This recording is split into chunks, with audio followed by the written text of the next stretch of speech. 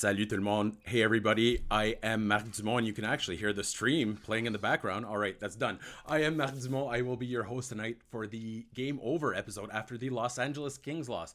Another frustrating loss to a certain extent, but I think, and we're going to ask Lori, because it's our great guest tonight, and she always has a logical and let's just say a less emotional approach to things than I do, which is better when it comes to hockey. All right, that's what you want from your analysis. So we're gonna hear from Lori what she thought about Slavkovsky, about the effort tonight, maybe even the development path. We're seeing a guy like Byfield start to be really dominant in the NHL, and then you see a guy like Slavkovsky, you think, hey, maybe that can happen as well. So I just wanted to thank absolutely everyone that joined us today in the chat. If you can, go ahead and click like and subscribe to our stream, and then we're gonna get going. But Lori, first of all, how's it going, buddy? All good. Good times. Yeah, so how Excellent 4-0 loss. it's funny that we say this, but as 4-0 losses go, that wasn't that bad. It wasn't bad. They were better than the last game. The first period was actually entertaining.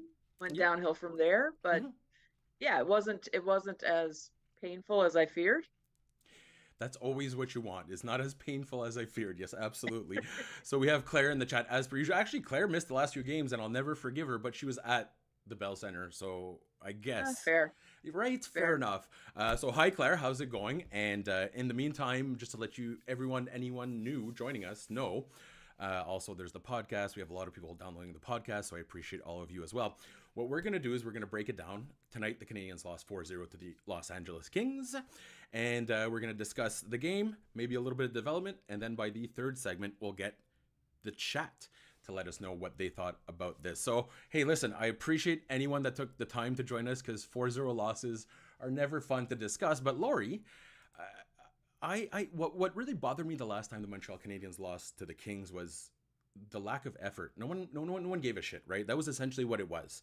Tonight, in my opinion, that was different. How was your read on the game tonight from the Habs? Yeah, for me, the last time they played them, it was like they didn't even start. It's like they decided from go, this is hopeless, And truthfully, I mean, it's a far superior team. It is a far superior team. It comes down Getting up for that night after night has to be difficult. When it's one thing if you have some hope, but if you're thinking our very best efforts are likely not to be enough, that has to be hard to go out and just, put your all out. But they started strong tonight, and that's not something they've done well this season. They've had some late starts pretty consistently, even against teams that aren't the Los Angeles Kings. But they started well tonight, and it was an entertaining first. Yeah, I would argue it was one of their better starts. Again, I know there was a loss, but the last time against the Kings, I know was one of the things I've been criticizing Martin Saint-Louis for to a certain extent, because I believe it's part of the coach's duties to prepare someone. But you bring up a really good point there, Lori, is that the Kings are up here. They're ready to challenge for a Stanley Cup. The Canadiens are a few months removed from getting a top 5 pick. So it's a reality check, right? That's what it is. When you look at your third line centers, Jake Evans versus Pierre-Luc Dubois. Although, you know what, Lori, tonight, I think I would have taken Jake Evans over Pierre-Luc Dubois.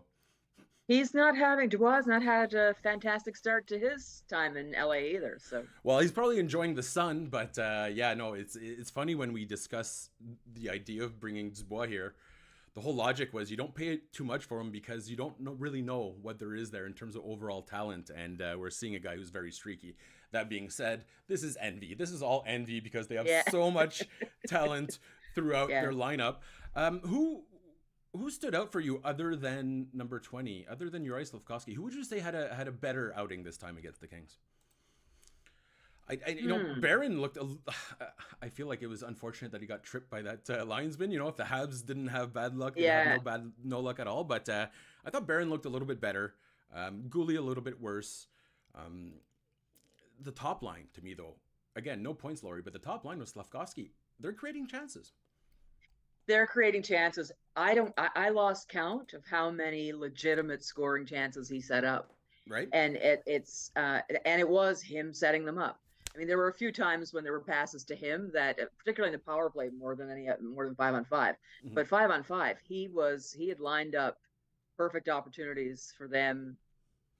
Like, it had to be 5 or 6 prime opportunities that they, either fired wide, hit the post, or just completely had not anticipated he was going to make that happen. Because I think that's where they are right now. They've only, what is this, their third game Yeah, together? Only, yeah. So, I mean, they're still figuring each other out, but I think that Suzuki and Caulfield are truly like, oh my God, like he got me the he puck. just made that happen and we were somewhere else. Like we weren't even in that zone. Like, so I think there's something to be, to be said for just giving that some time, but Mm-hmm. he is relentless right now. And, Yeah. one wonders what kind of body you need to do that consistently.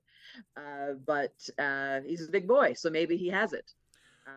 But that line looked fantastic. In terms of their third night together Yeah. on, when there's not too many other lines for the other team to defend, uh, they look good. It's the Pacioretty conundrum, right? It's you focus on one and then you're good to Yeah, go.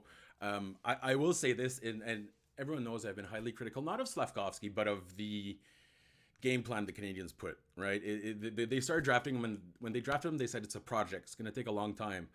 And then yeah, they immediately fast forwarded it, right? So what we're seeing now, in my opinion, is stuff that should have been solved beforehand. But we're seeing a guy, like you mentioned, this is the important part, driving the play on Montreal's top line.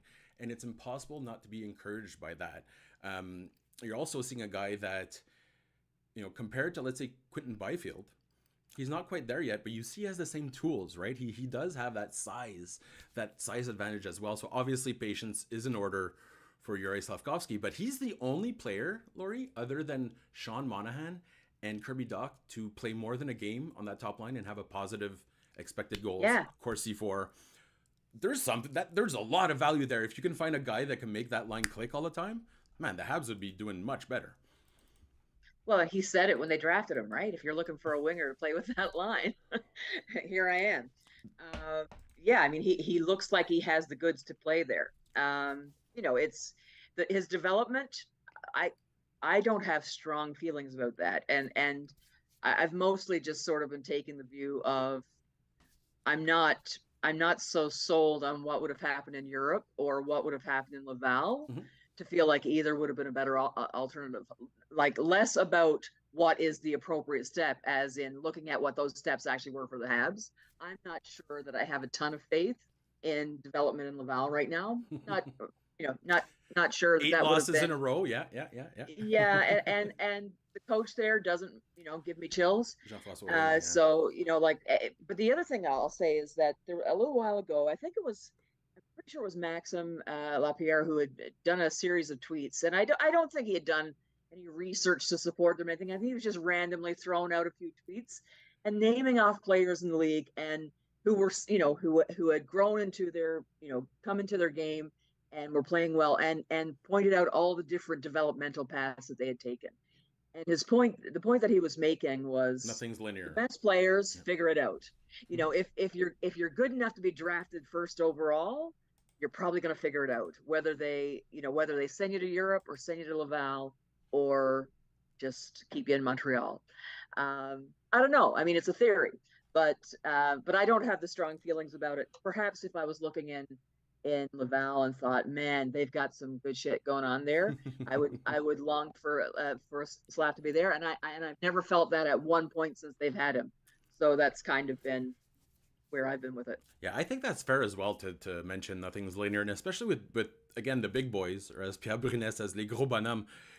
Guys like Tage Thompson or Quinton Byfield. It takes a lot longer for them to really grow into their bodies, and also any player, it takes about 2 to 3 years in professional hockey to really get your body used to the rigor of a full season. Grind. It's very Yeah. difficult. Now, my question to you, Laurie, is when Lapierre mentioned all those big boys, those guys that ended up being good, did any of them jump straight into the NHL? That's what always gets me out of all this. Today, I saw people taking victory laps about Slavkovsky's development. Listen, the great stuff that we're seeing from Slavkovsky, for example, tonight he forced a turnover and then he fed Suzuki. And as Lori mentioned, very smart, Suzuki wasn't necessarily ready for it, but he got the puck and he shot it quickly. But this is stuff that you should have in your tool bag before you get to the NHL, in my opinion. And just there's so many examples of why development, you need to be patient with it. So every time someone says be patient, I'm thinking I want them to be even more patient. That's what I want. And let them really just dominate in a league, because if we're being honest, Lori, so Yuri Slavkovsky's on pace for 21 points this year. Any way you cut it, that's a disappointment. Or is it not? Am I being too harsh by saying that? I don't give a shit how many points he gets. You don't? I But really don't. it's the best historical predictive measure for success Sure, in the NHL, right? Yeah. sure. I mean, I'm just saying where I am with it. Like, I don't think this team's very good. Like, That's another good point. so Yeah. I don't think the measure of like I don't think we should look at Caulfield's goal total this year and go, oh God, we thought he was going to be so big, and now here we are. I don't think we should. I don't think we should look at Jake Allen and say, oh, he's toast because he's not hitting 900. It's a bad team. Yeah. It's not a good team, and so I have slightly different take on it in terms of I don't care where Slav is today. I don't care how the building blocks come, as long as in year 5 he's worth the first overall pick. Yeah. Like I really don't care what happens between now and then. There are no cups coming to Montreal between now and year 5, so I really don't care how they put that puzzle together, as long as in year 5 the puzzle looks good. Back to Lapierre. I don't remember the specific players named at the time, but I just kind of thought, like, to me it looked like he didn't do any research. It was just sort of throwing it out there off the top of his head, and he wasn't trying to. He was just sort of spitballing a bit, but like he actually named all different kinds of paths. Went to college, went to junior, went to the AHL, went straight to the NHL. Different struggles along the way for each of them, or performed well here or there, and here we are in year 5, and they all kind of turned out because they were good players. And his theory was you could have poked them in college or OHL or wherever, and if they've got the goods by year 5 or so, they're going to have figured it out. Talent so we'll shines see. I through, mean, talent should shine through in that case. Yeah. I don't think that's the right approach for Arbor Jacki. Oh, good point. You know what? That's another thing. I hadn't even thought about it, but we can get into that. Give me your thoughts about that assignment to the AHL. No issue with it whatsoever. Okay. He was a player that I saw a bit in junior because, I live in Mississauga and he was in Hamilton, of course. So I saw him a bit in junior. And I actually went back to look for an article that I had written in June of 2022 and to see what I had said about him. Okay. And, I had essentially said, and this was before Slav is picked, before the kids, all these defense prospects come to camp, before we know they're going to run into injury trouble and they're all going to end up playing in the NHL for a full year. And what I basically said was, he's a mammoth. All these junior players are terrified of him, and they were. They really were. There were some of them that skated away from him, right? He was a menace, he's an average skater. He plays on an edge and sometimes doesn't know not to cross over it. Takes bad penalties on the regular. I saw times in Hamilton where he took a penalty and people kind of groaned a little bit because it was another. But you could see, I said the same things about him then that I've said 10 times since. He manages to get the puck through to the net. It's not necessarily a booming shot, but it gets through and creates grief in front of the net, and goals come from it. He was solid in his own end. And what I had said back then is, if, like, with a couple of years in the AHL, this guy could put it all together and be a really good defender, or he could be not. But he does have some raw talent there that with some development time, and of course we know what happened. That I even said, we've got a log jam. There might be a defenseman traded at the draft, and we know what happened at the draft. But yeah, I mean, here we are this time later, and I think all of that stuff is all true. Yeah, that's fair. He takes the untimely penalty. He really does. That really gets things in trouble a little bit. He's not an offensive, thrill, but he's still, he's not a klutz either, and he can get that puck through, and he's useful that way. To me, his defense game had suffered this year compared to what I'd seen from him previously. Yeah. That surprises me, Lori, because you're not the first person to say that. If you permit me to go full nerd mode, his defense is 10 times better this year. He leads the Canadiens in shot prevention, in high danger scoring chance prevention, in goal prevention. That's what I have to admit, because I was one of the guys who saw him and I was like, you saw the good in him. And I've spoken to his mother about this, how badly I fumbled it. I was like, this guy will never play in the NHL. First of all, I was very confident because in the history of the CHL, a defenseman has never gone undrafted straight into the NHL. Never. Yeah. Arbor Xhekaj is the first in the history of the NHL to do that, which is such an amazing accomplishment. But then last year we saw there was some things to work on. I genuinely thought he took a huge step forward this year, and I'm surprised the Habs thought otherwise. I look at other guys defensively. I feel like he's the only one who's improved. Now, one of the main reasons I think they might be giving him some time is Jaden Struebel's jumped in and he's looked so good. Sure. But I will say this: there's space for Arbor Xhekaj and Jaden Struebel in that lineup. Oh, I agree. At least the way it's set up now. I think that I don't think they disagree with you. I don't think he's going to be down there for a century. I think that he's gone back to work on a few things. He hadn't played in a while. Frankly, I would have no issue with any of them going back. I would have no issue if they thought Gooley needed to work on something out of the limelight to send him and do that. I'd have no issue with Barron going back or any of them. That's because to me, I don't care what they do between here and year 5. I want them to be their very best in year 5. Yeah. And as long as whatever developmental path they take, gets them there for year 5, that's my thing. I think he will be back. I don't think he'll be there long term. I think he'll be back. I think it's possible that, it's not like they're in this, marriage that can never be broken with Lundstrom. That's not going to be forever. But he's filling a hole there right now. And I think, the other guy that should spend some time in Laval when he comes back is Harvey Pinard. I think the injury is the perfect time when he's ready to play again. Off you go, back to Laval. He wasn't having a good start to his season. There was nothing about the way he was starting his season that would justify his continued ice time in Montreal, in my view.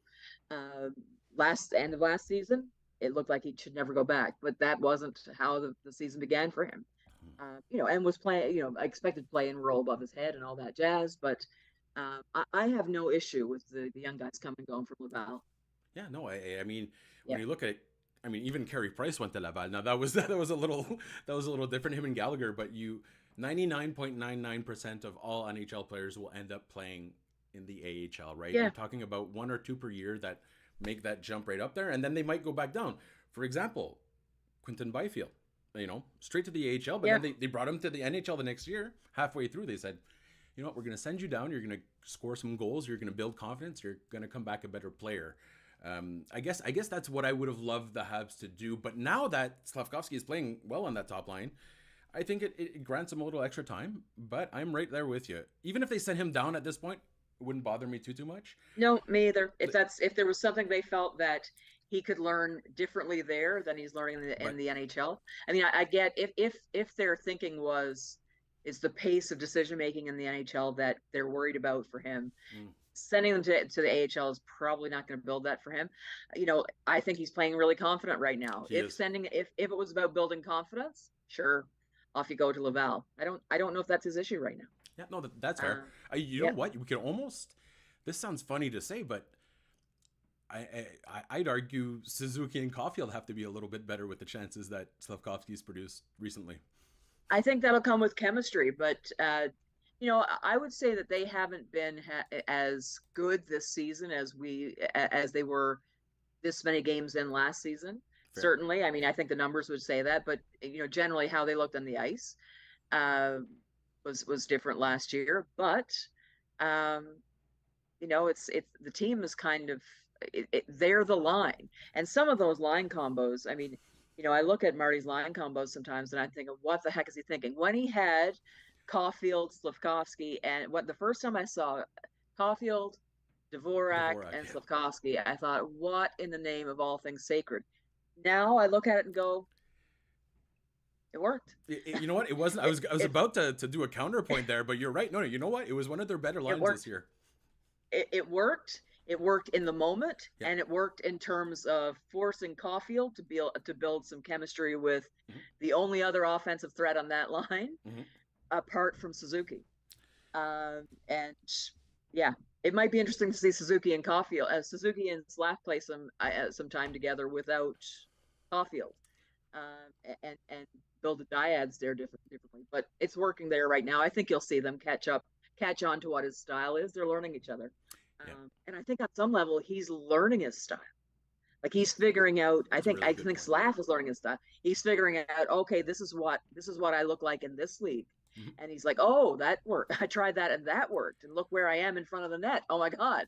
Like, I think that he's figuring out his style. So I it all looks good to me at this point. There's bigger fish to fry. Oh, much bigger fish to fry. Yeah. But I'll agree with the confidence point because we're seeing a guy who's driving the net a lot Yeah. more, with more regularity, and that's very important for a guy like Yuri Slavkovsky.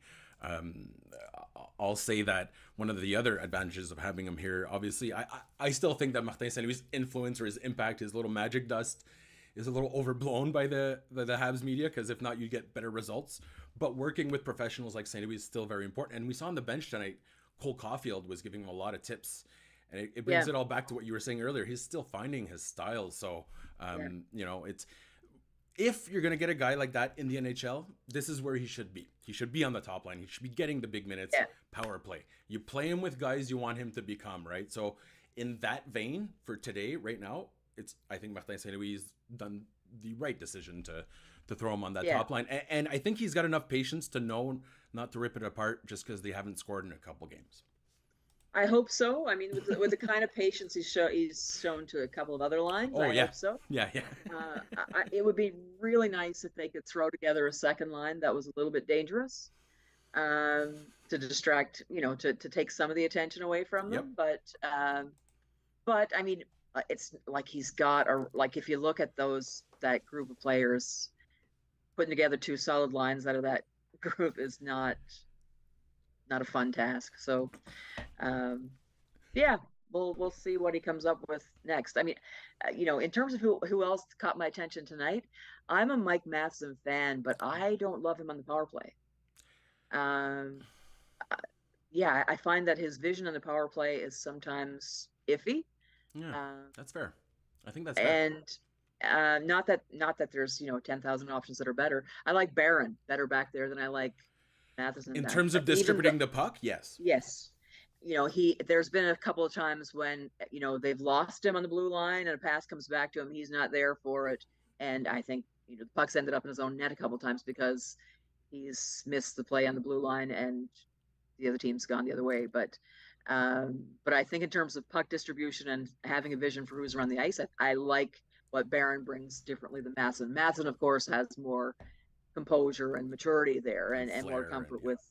And yeah, I mean, he's like 5-on-5. I love him, but tonight on the power play, I'm thinking the last couple of games, you've annoyed me a little bit here, Well, and you and I'd bring up like to speak. Yeah, you bring up a yeah, really good point, Lori. As per usual, it's always really good points with Lori. But Mike Matheson, when he creates chances, more than not, they're from an individual perspective, and he yeah, has to do it right because, like you said, there's really yes, not much going on. Like we're seeing this year, the Habs yes, are, and I will take some of the blame away from the defensive issues from the Habs because Saint Louis has clearly told his defensemen get in the play. Um, yeah. they're scoring a lot more goals, but it's costing them at the other end of the It rink. is. Yeah, But Matheson, and this is one of the reasons it doesn't work in the power play that well. Listen, he's still the most skilled defenseman by a country mile, but he's so used to creating individually, whereas a guy like Barron is more opening up passing lanes and shooting lanes. So that was a pretty good. That's a really good point there. But I think, as you mentioned earlier, bigger fish to fry. Neither are the ideal long term solution, right? I would love to see no, Caden Gooley get a chance in the power play, but he's kind of having a bit of a down period right now, and I think it's easy to forget that he's just 21 years old.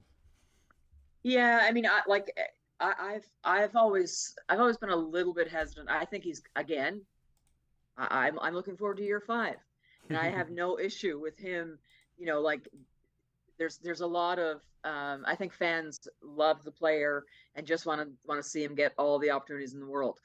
Last season, he was in so far over his Oh head boy, yeah. that I mean, they didn't have they were playing who they had. Chris Weidman played But a ton of minutes. yeah, and this season, I mean, it's not totally dissimilar because they've lost some guys or had guys coming and going. Uh, but I think in some ways because he's been forced into roles, some of his foundational developmental stuff has been lost, and I think he's a good enough player that it won't matter in year 5. Yeah. But I think the sacrifices you're going to see nights where he or several games in a row where he's it's not quite coming together, and then he figures out something else or whatever. But yeah. There's just they just mentioned the Leafs who have the terrible luck with goalies. Joseph Wall is injured. He'll miss some time, so maybe an opportunity there to move a goalie or two. I know there's teams still calling about Jake Allen and Caden Primo.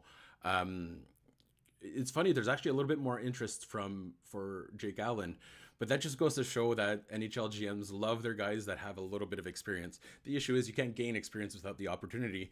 But if you get an offer tomorrow, Lori, for a fourth round pick, do you trade Caden Primo? And is Trinka in the? They'll be very happy that I'm trading goalies again. It's been 2 shows I haven't traded a goalie, but would you take a fourth round pick for a guy like Primo? Because I feel like right now the 3-headed monster just has to end, and that's.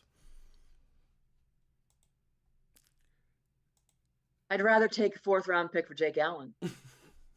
Yeah, absolutely, but with some retention, maybe. He has another Yeah, I mean, year, right? like I take a fourth round and an expiring contract for Jake Allen, Hmm. and consider it done. Um, I think there's a couple of teams that could use Jake Allen more than Primo. I think the teams that most need goalies right now have a Primo. Yeah, exactly That that. they have a kid that they think is going to have a future with them and that they're working on, but needs some support. I mean, watching Carolina the other night and Carolina and Edmonton, I guess it was. Yeah, Anyway, they were bad, and their goalie situation is a little rough, but they have a kid that I think they have a lot of faith in. But neither of their veterans, they can't keep Anderson out of the hospital, and Ranta is doing what he does, right? He's good for a certain number of games and not being the number one guy. And I think Allen would look really good alongside there. Is it whatever his name is, begins with K? Oh, yes, him. Kochakov or something. Yeah, yeah. Well, I don't know what his name is, but yeah, I like I can see that working. I've heard commentary on Buffalo being a good fit. I don't know why Buffalo would be Well, after they an just Allen. sent Devon Levi back to the AHL just Yeah, to go right back to our original discussion about talented players can still go back to the AHL. They're in a year that they want to compete, but they made a really difficult decision to say this guy needs more experience in the AHL, and yeah, I applaud them for that. But because yeah, things are bad in Buffalo, but they should have been better. It's been 10 years that I've been saying Buffalo is going to be good this year, But yeah, I appreciate that they're taking time with Levi. yeah. You say that about Buffalo. I say it about Ottawa. Uh, this is the year they're gonna put it together and be a Always, right? threat. Yeah, yeah. Yeah, Constant disappointment. Ottawa, you're yeah, good for something. Yeah, fair enough. And well, Jacques Martin is there, so they're not going to score more goals, but they will put up a staunch 1-3-1 defense, kind of like we saw from the LA Kings tonight. Just a better team, Laurie. Right? yeah. That's what games like tonight are in terms of a reality check. Yes, the Habs are 500, which the NHL standings. Anyways, I have an issue when you're 500 and you have more losses than wins, but there's still a huge talent gap between teams like the Habs and teams like For the Kings, sure. and it's to be expected. So losses like this, as long as you put the effort in, I think they're not going to be that pissed. Going to Buffalo for Saturday, because I'm sure the flight back from California in late November, no one said a word. Tonight, a little bit better performance by the Montreal A Canadiens. little bit Yeah, better. yeah, a little bit. I mean, like a huge talent gap between the Habs and Kings tonight, but I would say there's a huge talent gap between the Habs on one night and the next. Uh, like all they need is one guy to be having a shit night, Yeah, and it ruins and they everything. they Yeah, suddenly go from being a team that can compete with a lot of the league yeah, to at the very bottom. And yeah. that's some of that is they're missing a fair amount of talent to injuries right now, Mm-hmm. but the other part of it is that they've got a ton of kids who haven't Their reached the potential. point Yeah. of consistency, and they've got a ton of you know older guys whose bodies are broken. And I don't know. I certainly I can tell you that there are some days my joints don't work Well, like the I others. was just gonna say, yeah, I tweaked my back last night, and I don't know how. I just woke up and I'm like, oh, I slept poorly.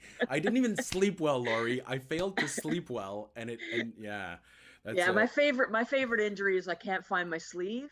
for my hoodie and I pull something. See, looking for the remote out month to month, So yeah, no, absolutely. I will say this, and as Trizak asks for the next game against LA, can the marketing team hand out complimentary pillows for those in attendance?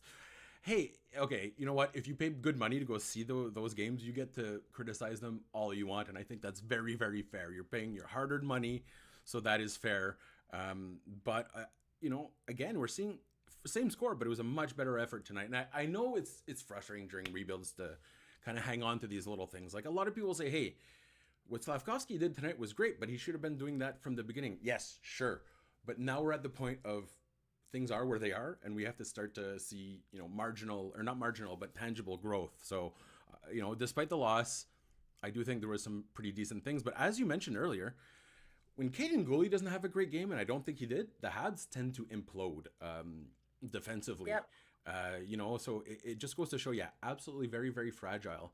But when your 21-year-old defenseman isn't dominant, you have a hard time, and yeah, it's just right. It's just a reality check. It's just a reality check. When Sean Monahan is struggling, there's no second alternative behind the top line, and so, and he has, like, he's been back on a bit in the last couple of games, but he did have a few games where he was, and when Sean Monahan, who is your deadline sale really, and is of questionable health most of the time.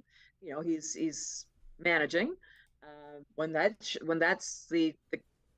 your teetering point, and that's what I mean, right? From one night to the next, if they've got Gooley and Monahan in the top line, and Monty's having a strong game, and Matheson is wheeling, they can look really good.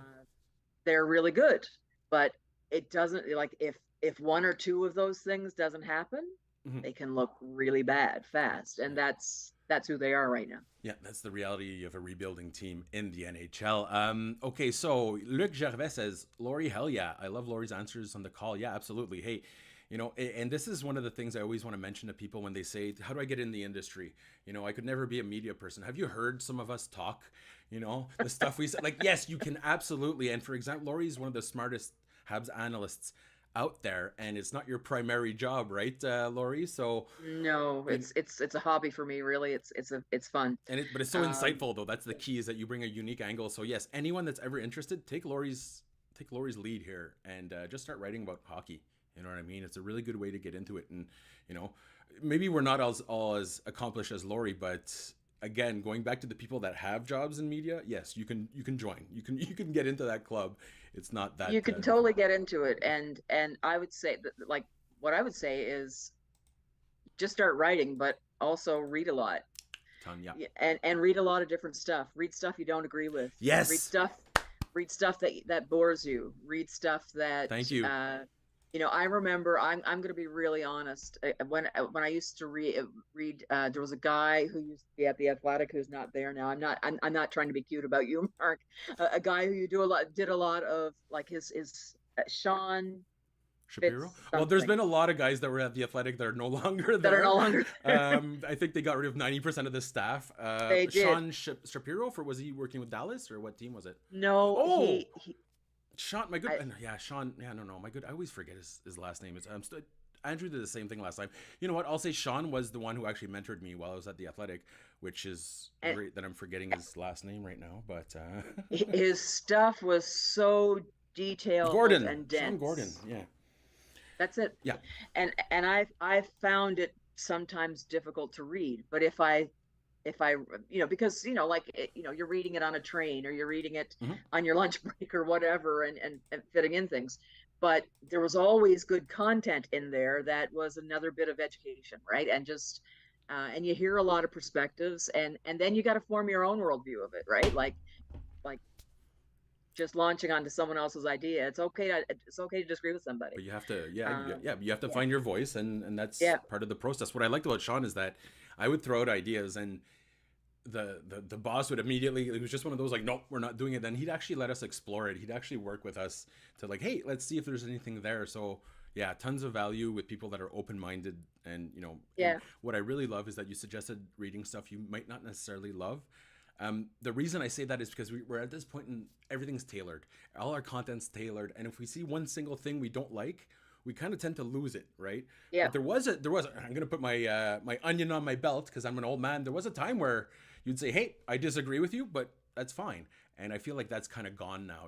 It's as soon as there's a contrary opinion, people really have a hard time absorbing it, reacting to it. So one of the smartest tips I've ever heard was right here by Lori. Read stuff that you won't necessarily agree with. It's just a great way to broaden your horizons. And disagreement doesn't mean you're right. No, that's one thing, but it doesn't mean that you're, if you disagree with one thing that you're going to disagree with that person always. No. And there are writers that I read everything they write. And I mostly like what they write, but there are still some times when I go like, yeah, no, I don't see it that way at all. And that's fine. And it doesn't mean that you respect them less as a writer or whatever, but and the other thing I would say is that it has to be something you enjoy. Yes. If you're writing about stuff that you don't enjoy, it will always be hard work. Mm-hmm. And doing that on the side is, I mean, the nature of, I didn't choose journalism or sports writing as a career. Mm-hmm. I chose something else altogether. And so I do this for fun. But if you're trying to get into it as a career, it's there's a different driving force of it. But if the extent to which you can write about what you love, and that makes it easier to be inspired and find new creative content and such. And it comes out in your writing as well, right? I don't want to necessarily name the outlet, but La Presse is the one I'm talking about. You can tell there's a bunch of writers on staff that hate hockey. Like, they're so negative and just angry all the time. They got angry at Michael Pezzetta when he did his Tiger Williams celebration, and it's just like, guys, like, what, you don't like the game. Why are you? But anyways, I'm not going to go into a big rant about that because we want to get to the people in our chat. First of all, thank you, everyone. And where was it? Claire. Yeah, it's Kochetkov would be the Carolina goalie that we were looking for earlier. Montreal MUFC mentions, or was it Montreal with the Canadian goalie? Oh, yeah. If goalie's the best defenseman on the team, well, tonight, again, he really wasn't. But as Lori mentioned earlier, when one guy collapses and goalie's one of those pillars, things go wrong. But I kind of get why he's not being used in the power play, Lori, because despite his work in Edmonton with the Oil Kings, after he got that trade from Prince Albert, he started being really good. But he's essentially their best 5-on-5 defenseman too, right? So as much as I understand people wanting to give him a shot on the power play, I think I'd rather have Barron get those little easier minutes and then Goulet get the tough minutes. Like, from a coaching perspective, it makes sense to rely more on Goulet at 5-on-5, right?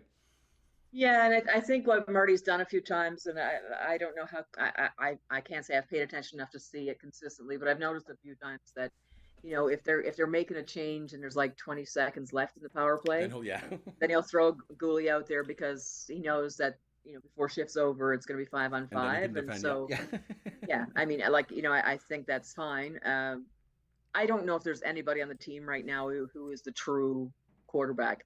It might be Barron eventually. I actually have higher hopes for Barron than most of the fan base, I think. Lane Hudson. It's got to be Lane Hudson, right? I mean, let's be honest. I guess it has to be, if it's anyone in the group. But yeah, I didn't love the idea of trying to force Jack-Eye there. I didn't love that approach. Again, for a few seconds here and there, sure, but not as your first alternative or even. Yeah, well, Martin Saint-Louis was saying he wants more shots from the point, so which statistically speaking is the worst way to score on the power play, but I get what he was going for. They don't have that talent to make the goalie move, so rebounds, deflections. But Jack-Eye is really good at getting a shot through, so that's I think that's why he did it, right? Like, that's not I'm not gonna galaxy brain it. Essentially, he looked and said, this guy's getting his shots through 5 times more. He does, get it done. But I will say this, and again, we spoke about Jack-Eye earlier. I'm still surprised with the opinion of people on Arbor Jack-Eye this season. I really don't I don't understand whatsoever the point or the criticism saying he's been poor defensively, in the vein that Martin St. Louis clearly asked his defensemen to jump in the rush more often, right? Like Jonathan Kovacevic this year. Hey, he's scoring goals, Lori, but he is defensively. But what's your opinion on him defensively? So I think the answer to that question is I don't know if any of them are performing very well defensively. They're all performing worse, statistically speaking. Every Yes. single one of them. Yes. Yeah, I mean, I probably the most responsible is Gooley, I guess, the one Yep. that is more consistently there. Um, but yeah, I mean, I think there's been a few like yeah, offensively, like he seems to be finding some space offensively and finding a bit of a new life there, but he's not as responsible defensively as he was. No. Honestly, I'm half expecting him to be a trade deadline move. Probably. Yeah. Um, I think so. Maybe they're trying to give him, some different looks. I don't know. I don't know if there's anything quite that deliberate just yet, or if it's just him trying to take the advice of getting getting in on the offense and seeing what happens. I really feel like it's been a directive, but again, I don't know that for a fact. But every time you hear Martin St. Louis, he says, "I want my defenseman to jump in the play." But as Evan points out in the chat, it's actually Jonathan Golvasevich. Yeah, absolutely. Hey, there's one thing that I realized with this guy is that he's adored by absolutely everyone, and it's almost like having a golden retriever in the locker room. So even though they're Yeah, gonna get a trade, I'm sure they're gonna trade him. But having a guy like Kovacevic is just an easygoing guy that when you lose 4-0, he's probably gonna not worry about it too much, and it's a good counterbalance. So I do like what I've been yeah, seeing from Kovacevic. Montreal, I mean, UFC mentioned Scott Stevens played on the power play. Yes. Well, first of all, he had Scott Niedermayer to set him up. But Scott Stevens had one of the hardest shots you'll ever see. And it wasn't, yeah, I don't think, like measured kilometers per hour, it was that fast. You'd always be behind guys like Iafrady. But whatever. But it was the thud of it. I don't know if that makes sense, but Weber had that thud. And Scott Stevens could just put these cannon shots on net. So yeah, that was a little bit different. I'd say right now, a guy like Scott Stevens, well, you know what? He was darn good when he wasn't giving people long-term brain injuries. He was, yeah. But I don't think he'd be your on your number one power play unit today. I might be wrong about that, but Trizak mentions or asks, do the Habs have the defenseman to jump into the rush right now? Seems like a system would be better implemented when they have guys like Reinbacher, Hudson, and Mailloux join the team. What's your take on that, Lori? I think that Reinbacher is going to look more like Gooley in the sense of, I think he's going to have more of a defensive conscience. I think he'll be comfortable jumping up in the rush. Mm-hmm. Um, Mailloux, I think that he's had his defensive conscience surgically removed, never to be found again. Like I don't know that he's ever going to find that half of his game. Um, yeah, He couldn't I identify his own goalie in a police lineup. That's the issue with Mailloux, right? Is that he doesn't yeah, defend. But hey, and this is what I was telling people this summer. Everyone's like, he's NHL ready. No, no, not at all. But having a guy that can put shots on net in the power play and really yeah. generate chances, there's value there. But you can't expect him to ever become, one of your top pairing guys. I don't think. Anyways, that's my opinion. I heard a discussion. I think I was listening to a podcast, or maybe it was on Twitter. I'm not sure, but I caught a discussion at some point this week about turning Jack Eye into a forward That was because actually they, one of my writers at Montreal Hockey Now, and I'd been sitting on that for about 2 weeks, and I'm like, man, you're gonna get ripped apart. But then I changed the title, and I was okay. Now you're gonna have to read it to understand what the article was. What's your take on that? I don't think that Jack Me Eye neither. Me is going to neither. be converted to four. Like I don't think that's the answer for Nope. Jack Eye. Nope. I've always seen Jack Eye as probably a 5 or 6 defenseman Mm-hmm.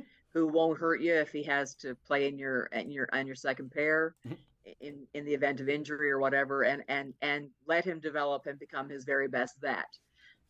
But I did wonder. I did pause and go, might that be an answer for Mayu? Oh, Um, yeah. because I mean he's a beautiful skater, and his shot from the point is beautiful, and he's like everyone talks about his size. I saw him a bit as well. I mean, not as much as I did Jack Eye, but I did see him a bit in the playoffs with Mm-hmm. London. And um I mean, maybe it's just his face, but he looks really confused in his own end really often. And like, and I like that was at junior.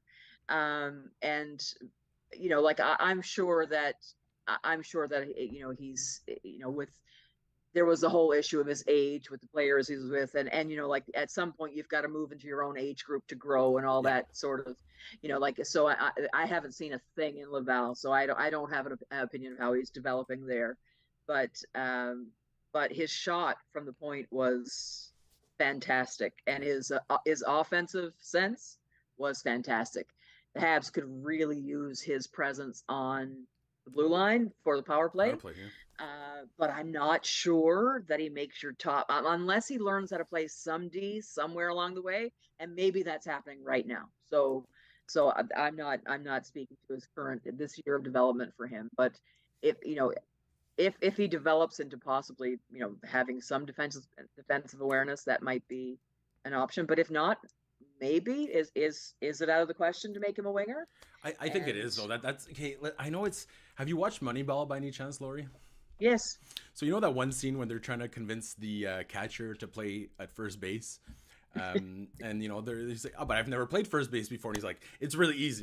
Tell him, Ron." And Ron's like, "It's incredibly difficult." So changing at that point is like Andrei Markov did it after the draft. Dustin, a few guys, but it yeah, takes some of the most cerebral players to do it, and that's where I think you kind and of. that's and I don't think that's who he is. But I will say this is Yeah, Logan Mailloux last I checked was top 10 in the AHL for shots, which is exactly what you want to see. When this guy's on, he's shooting all the time. So there is value there, and I'm with you, Lori. I've only watched about 10, 12 games this year, so I'm not really ready to make a proclamation. Plus, Laval's a mess. It's just growing pains everywhere, which is fine because that's what we expected.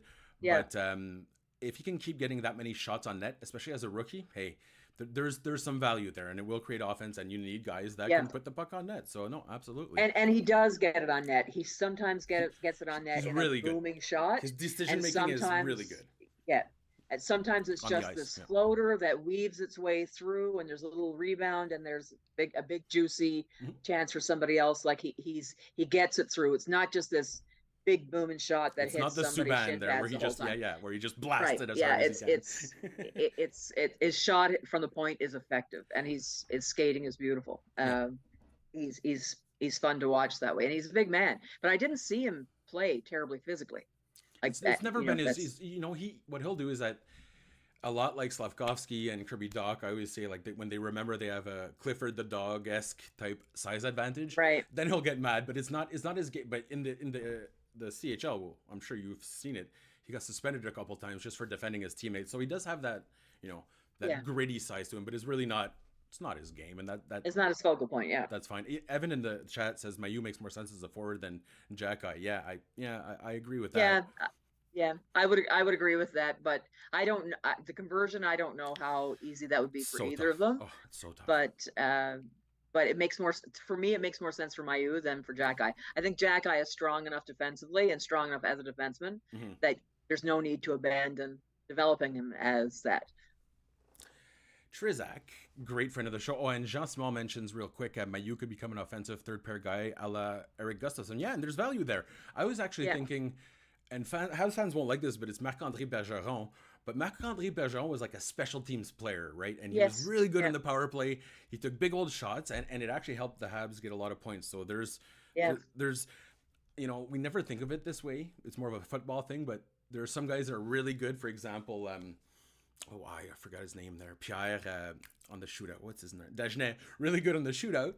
He was terrible at 5-on-5, but 4 times a year he came out, scored the shootout goal, and got them wins. Right. So there is some value there. Trizak. Okay. Repeat question. I know my answer for this. David Savard is coming back soon. We saw you practice 2 days in a row. Who sits for him, and which pairing do you play him with? What do you think, Lori? Who I think what do I think Marty will do? Yeah, No, what would you do, and what do you think Marty's gonna do? So I if it were me choosing pairs on that team, I would continue to develop Barron and Gooley together. I think they're a fit, and I think letting them grow together is a smart move. Yeah. I don't know that they have a perfect partner for our friend Matheson. I suspect Marty's going to make it Savard. That's what I'm expecting as well. And Yeah, if that's it's not Gustav Lindstrom's fault, but there's absolutely no way in hell he should be playing on the top pairing. He has the no. worst numbers in the entire NHL. He was fifth worst. Now he's the worst. And I mean, it's not his fault. It's not his fault at all. Yeah, he's the guy that will sit when Savard comes back. Yeah, that's it. Yeah.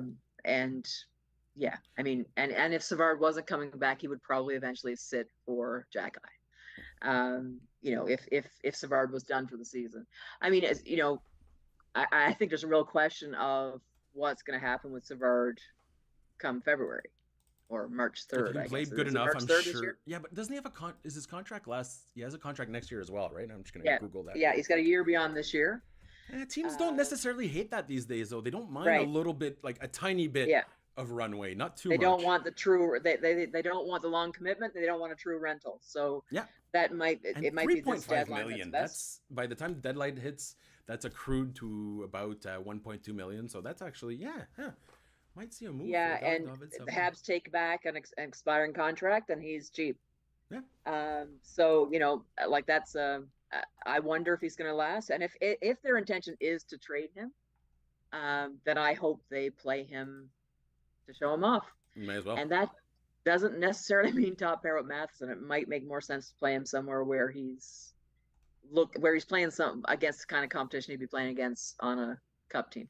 Well, that's what I was thinking tonight. I kept thinking all these pairings are one level too high, right? In terms of where you want them Yeah. ideally. But again, that's Yeah. the reality of a team. And I'm looking at the hockey stats card. It's an account that just posts after every game. Yeah.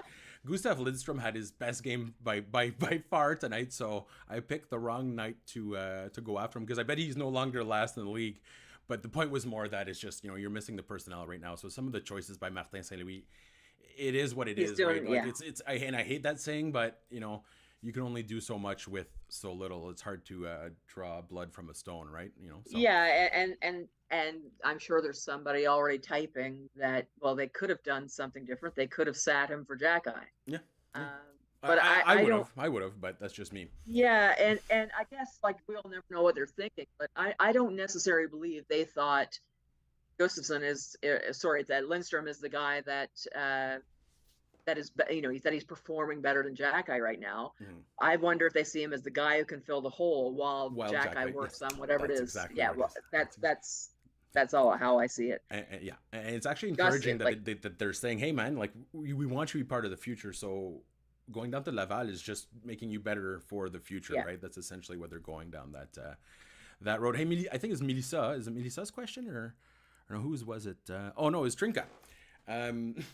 And we're going to wrap it up, I think, after this, Lori, because we've held you for way too long. But thank you so much because you bring this unique, interesting perspective that sometimes I just kind of bowl over without thinking too quick and I come to my loud conclusion. So we always appreciate nuance and it's very necessary in hockey.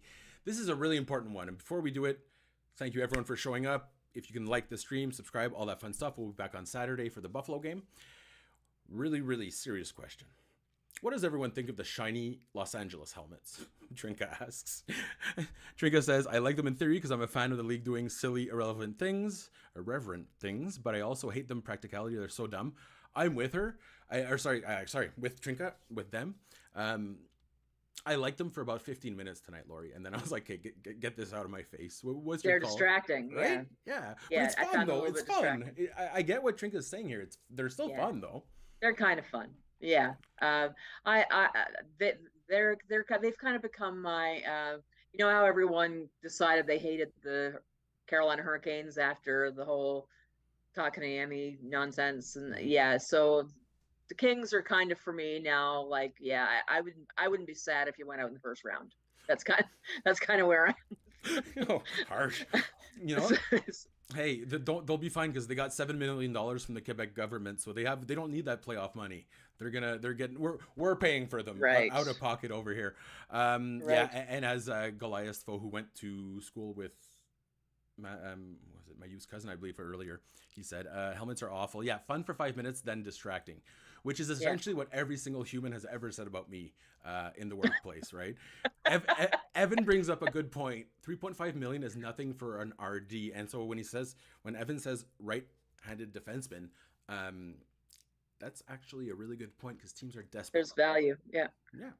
You know, as he says, Justin Hall exists. So if a guy like Justin Hall He keeps exists, getting a check. Yeah, he keeps getting ice. So exactly, yeah, we can't complain. But hey, man, you know what? Fun, as they're all saying, it's fun for 5 minutes. Fun for 5 minutes is better than fun for no minutes. So I do like. I have to admit, I'm a big fan of seeing, for example, in Europe when they have the gold helmets and they have top scorer, but those helmets, they're gaudy, right? Like I would almost like a matte finish on these helmets. I love that they tried something, but they are really gaudy. So what I did like was tonight at one point McClellan has his head down like this, and they all had matching hair. So they, he had his silver hair and they had their silver helmets, so it worked out really his well. hair is kind of like a helmet, actually. Right, essentially, yeah, that's what they used to say was back in the day, get your helmet trim there. So, and Yeah, Shrinka finally will say going to see Brock Caulfield this Caulfield, yeah, sure, go this weekend. Really weird to see a name back of the shirt, and they look so much alike. They absolutely do. um I'm going to see Buffalo. Going to see the Habs in Buffalo on Saturday. oh yeah, you know what, I love everyone craps on Buffalo. I love going there, but I essentially say the cobblestone area around the rink, and it's, you open the door, there's a bar. So as a journalist, like, that's, it doesn't get any better than I've that. never been to a game there. I live It's a like nice arena. minutes from there, and I've never been Oh there. yeah, So it's a gorgeous arena. Obviously, Buffalo, like any city, there's some areas that aren't nice, but right there you have a ton of nice microbreweries. It's cobblestone. You'll see there's good food. I like Buffalo, honestly. Now, I grew up in Ottawa, so maybe I don't have the best perspective, but everyone tends to crap it on it a little too much. So I feel like I should defend it. But go to Buffalo. It's a nice little place there, as long as you don't expect it to be somewhere like Paris, because we're talking about a place that has what, 400,000 people. So it's and never. there's a couple of nicer areas in Buffalo. Like I've done a lot of shopping in Buffalo, and I've done some other shows and stuff there. But hockey is first time for me, so You're gonna like it. It's a I'll get to see. really nice arena. Like, it's one of their nicer arenas, and they're so lucky. They walk out. Their practice arena is literally like, it's a literal stone's throw. So it's the advantage of being in Buffalo. You can just plop another arena right there, whereas the Habs had to go to Brassard. And Trizak mentions, I hope to go see a Pete's game at the end of the month to see Owen Beck. Well, Owen Beck, did he score tonight? I know he had a secondary assist, but he was up to 15 goals. This is what I was talking about when people are saying he's not a goal scorer. The Pete's last year when he got traded, they weren't using him in the goal score. They were using him in a shutdown role. Yeah, So he wasn't yeah, getting points, and people are freaking out. No, but he got given the task of shutting down all the opposing best players, and he did it yeah. not miraculously, excellently. So he's a guy who, I know some people are hot and cold on him. I don't know if I see him in a top role, top six even, but if he can establish himself as a third line center, that's found money for the Montreal Canadiens. So hopefully, and right now, because of Owen Beck, the Petes are one of the best teams in the entire Canadian Yeah. Hockey League. So Yeah, yeah, I think he can be Phil Deneau. yeah, Um, yeah. I think Yeah, he can fill that that's a role. really. Yeah, I mean, it's a lofty yeah, goal, but it's a good one. Now, yeah, Trizak, I will mention this: don't go at the end of this month, because Owen Beck will be playing for Team Canada. So from the 26th to whenever the World Juniors runs, he's going to be. yeah. I'm fairly certain he's going to be on the team, probably wearing a letter on his chest there, just to. Oh, there you go. Trizak mentions, unless the World Juniors last that long, yeah, you can go see Owen Beck in Peterborough any other time. Probably not this month, but I'll say this: the Petes are a fun team to watch, just like the Kitchener Rangers with Philippe Machard, two of the most underrated teams in the OHL. They're ranked 1 and 2. They're not even getting into the top 10 power rankings around the league, even if they're 1 or 2. But it's really, they're powered by guys like Machard and Beck. So that is a good sign for the Yeah. future. We're gonna wrap it up right now. Thank you everyone for joining us. Honestly, we don't deserve to have so many. Well, Lori does, but I don't deserve to have so many people come after a 4-0 loss. We do appreciate all of you. We honestly, genuinely do. It really means a lot. If you could share the stream, if you could subscribe, all that stuff, make sure to do it. Lori, I'm gonna throw your name in the chat again, but for those that are listening to us on the podcasts, where can they find you, Lori? So I'm Lori 10 Habs on Twitter, and you'll see me drop my. I write a weekly column for Rec House Press, and I have my own Habs blog, habatter.ca. So it's all on Twitter. You'll find me on Twitter, and I drop my stuff there. And it's funny because it's when I read it, oftentimes I'll read the title and I'll think, no, that's wrong. And then I'll go, I am man, I know best. And then I finish reading it and I'm like, yeah, you know what? Okay, that was a really good point. So it just goes back to what we were talking about. It's always good to broaden your horizons. And if you're going to, start with some of Lori's work, because it's much better than what I'm doing and a lot of my colleagues are doing. So it's definitely worth a watch. All right, Lori, so they're playing Buffalo. Do you think this is going to be a win on Saturday or not? What's your call? I haven't seen the Habs win a game live since Komisarek scored in overtime in Commissaric! Toronto. They they religiously lose when I show up. Oh, that was not the K word. I thought See, you were saying like Kutkanemi or Koi. Oh, wow, no, Commissaric. Wow. no, Oof. Kovalev was on the ice. Yeah, and Komisarek scored in overtime to get the win in Toronto. Yeah, Wow. so they. I was actually so this weekend's my birthday, and last Oh. year on my birthday I came to Montreal for a game. They lost, and so this year I'm going to Buffalo to see them on my birthday, and yeah, so they owe me a win. You'll be surrounded by a lot of Habs fans because they always travel well. All right, that is it for us this time. Again, go follow Lori. She's excellent. She's intelligent. She's nuanced. All the things that I am not. Go follow her on Twitter and make sure to check out her blogs. And again, we will be back on Saturday after the Buffalo game. I haven't checked who's hosting. I'm assuming it's Andrew, but if not, I'll be back. And we do want to thank absolutely everyone for joining us. Honestly, we're really lucky to have a strong, amazing community of Habs fans, supportive, open-minded. We don't deserve it, but we got it, and we're really happy. So to everyone that joined tonight, everyone that's listening on the podcast, thank you very, very much. As per usual, we're just going to finish it off the same way as we finish it off every single time. Bye, Claire. Bye.